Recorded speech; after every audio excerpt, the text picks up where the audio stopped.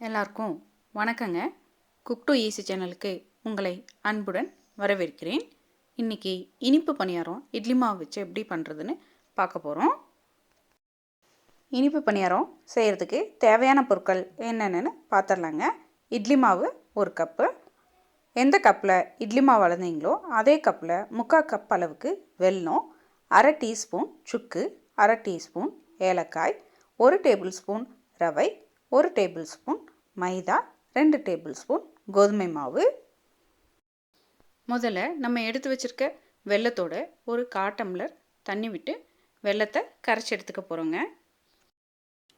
இந்த வெல்லப்பாகு நல்லா கொதிச்சு வரணுங்க. 3லேருந்து 4 நிமிஷம் போல் கொதிச்சா போதுங்க.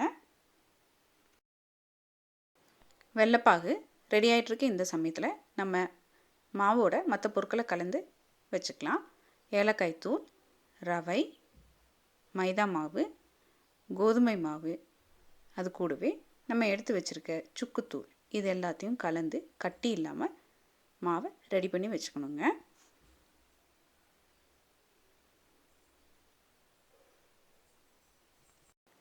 மாவு ரெடிங்க. இந்த மாவோட நம்மளுடைய வெல்லப்பாகை வடிகட்டி சேர்த்து கலந்து வச்சோம்னா நமக்கு இனிப்பு பணியாரம் செய்வதற்கு தேவையான மாவு ரெடி ஆயிருங்க. வெல்லப்பாகு 4 நிமிஷம் கொதிச்சா போதும், அதிகமாக கொதிக்க தேவையில்லைங்க.